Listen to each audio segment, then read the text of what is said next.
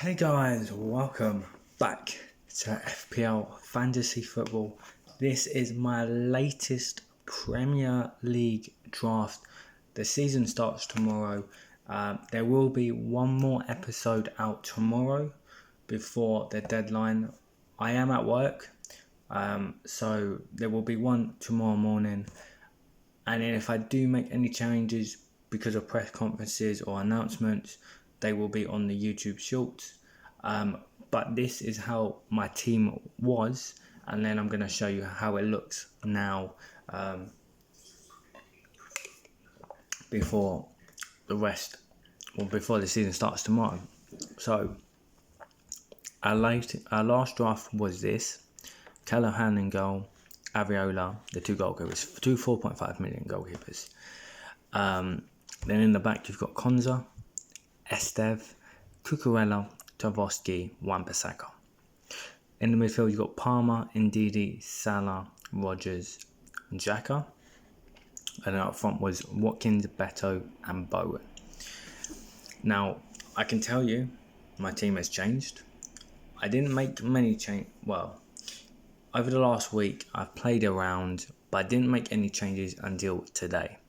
And that is, I was debating whether I wanted to go Salah or Haaland, and I still am debating whether to go Haaland or Salah, and that is where my team might change for tomorrow, but as of now we are remaining with Mo Salah instead of going with the Erling Haaland draft.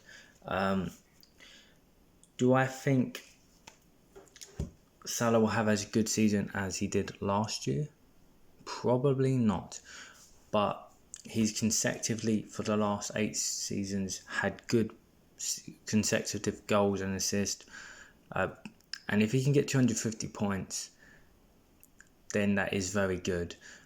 Do I think Haaland will get the golden boot? Yes, but we also know Haaland does have those moments where he goes and scores a hat-trick, and then we'll go 2 or 3 games where he blanks, and where Mo Salah is more consistent, and that is potentially why I've gone with Mo Salah.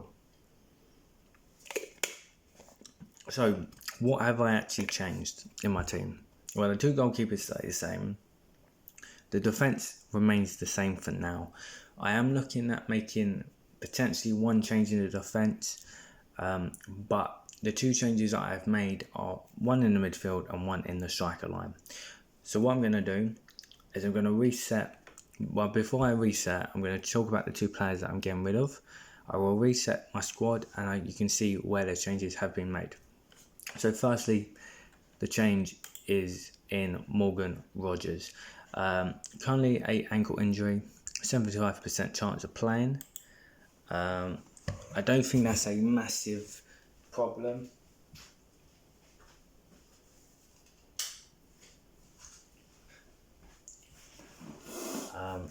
I don't think that's a massive problem, but they don't have the greatest fixtures, obviously, until they get to Sunderland. And I do still have Ollie Watkins in my side. So I've decided to take Rogers out just because of the ankle injury, and the way I'm changing my team. I've gone for someone else. But I do think there is a chance that he does come into the squad later in the season.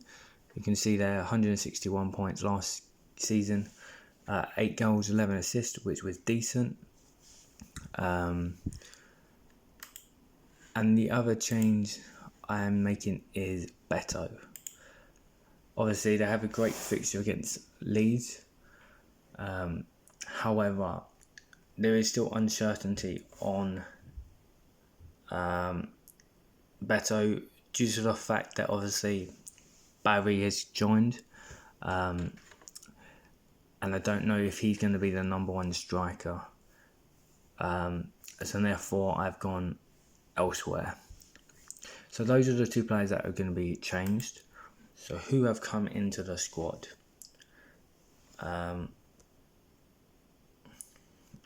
Well, we reset it. Yep.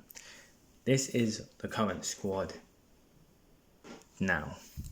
So the back four, the two goalkeepers and the back four remains the same. I have brought in Florian Wirtz. Now we know obviously Liverpool don't have the first. Well, there's 2 games in the middle. Obviously, isn't great. But when you look at the fixtures, Bournemouth, Burnley, Everton, Palace, I think Liverpool can definitely get results against Chelsea, United, Brentford, Aston Villa. Like, that's some good fixtures in there. And I brought in Mark Gupaz from Sunderland. Two good fixtures here. Obviously, only played 3 minutes. Only got 3 points last season. This is more of a bench option rather than a starting pick, but I do think he could start in Gameweek 2. So that is who I brought in.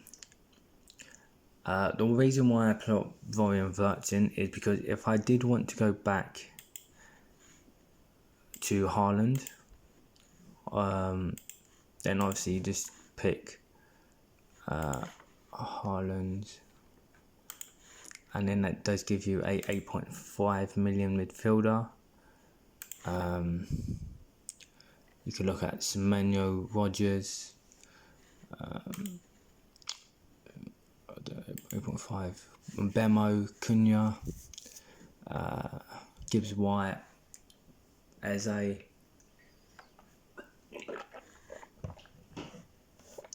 So there is a lot of options with having that like extra money. So that obviously is the 2 changes I've made. What am I thinking in about the defence? Because there is a chance I do change the defence. And that is to get rid of Cucurella. Now obviously Chelsea have some great fixtures. It's not until game week 7 they play Liverpool, and even then look at the run. So basically you could probably kick them until game week 17.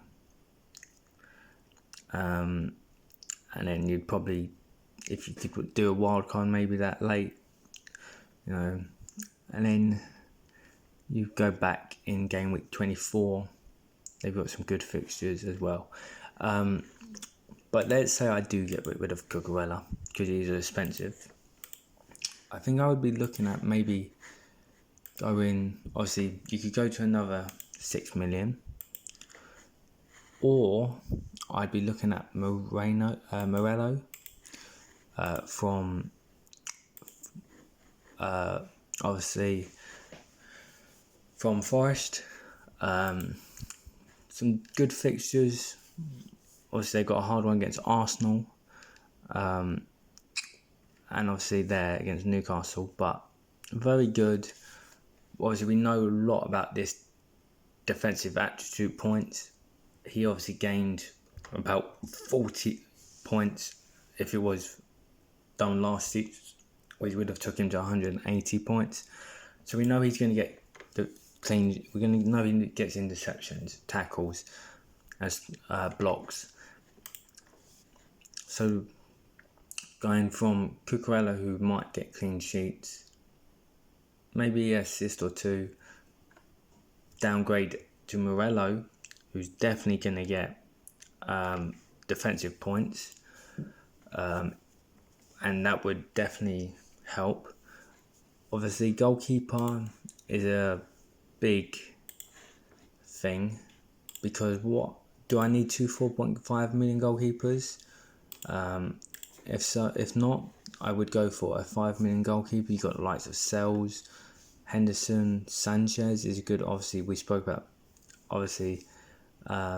Chelsea's defence and their fixtures. But there's some good goalkeepers, and obviously if you can maybe sell both goalkeepers, have a 4 million, then you can definitely go into a 5.5 million goalkeeper. because of that extra 5 million from downgrading Areola to the Bravarac, who would probably be on your bench anyway.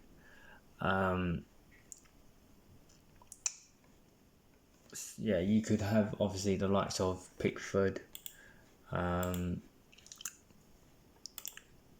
Price, Raya, Pickford, Alisson, Edison.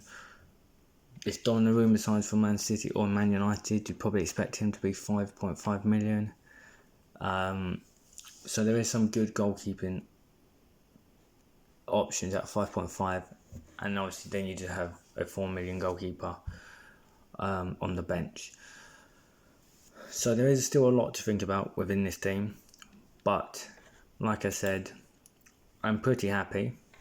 If we go to pick team for game week 1, it's currently looking like this: Areola in goal for West Ham against Sunderland, which they should definitely get a clean sheet there. Tarkowski, Cucurella, Wan-Bissaka as your back four.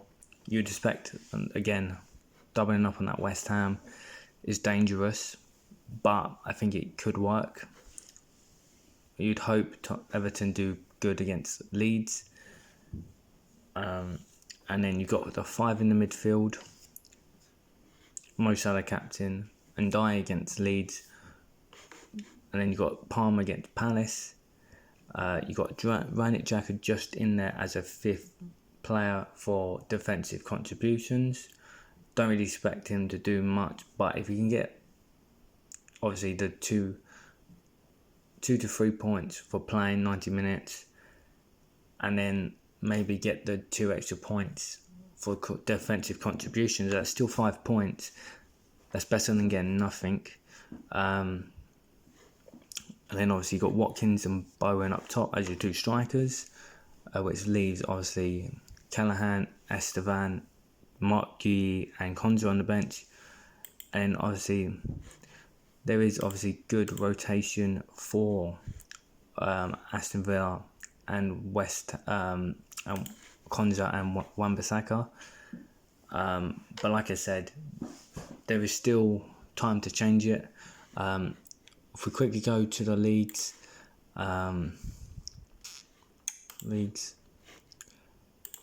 obviously make sure you've joined. This is obviously open to all of you guys. I will put the code in the description. And these are obviously some of my friends. These are also some of my YouTube subscribers have joined. It is a bit of fun, but it's going to be a good laugh. And then if we go back, obviously we're running the McDonald's obviously the McDonald's mini league with all my friends from work. We're going to be doing that again, and also I'm going to be competing in the McDonald's management league also, which has 1, 2, 3, 4, 5, 6, 7, 8, 9, 10, 11, 12, 13 people. Obviously last year there was, I believe, 22. Maybe some people haven't joined yet. But yeah, it's going to be some good fun. There's going to be a lot of different leagues that we're going to be discovering, talking about in my videos. So yeah, guys, obviously make sure you like the video, subscribe to the YouTube channel, hit the notification bell. If you haven't already, please go and check out my Premier League prediction video on YouTube. It is out now. That is a bit of fun. Don't get too mad if I put your team too far down and stuff like that, or I put a team to overachieve. It is a bit of fun, and at the end of the year we're going to review them all, and we're going to see how crazy our predictions were. So if you haven't already, go and check that out. But make sure you like, subscribe, and make sure you join the mini league. Thank you. I'll see you tomorrow for my final FPL draft and I wish you all the best. Good luck.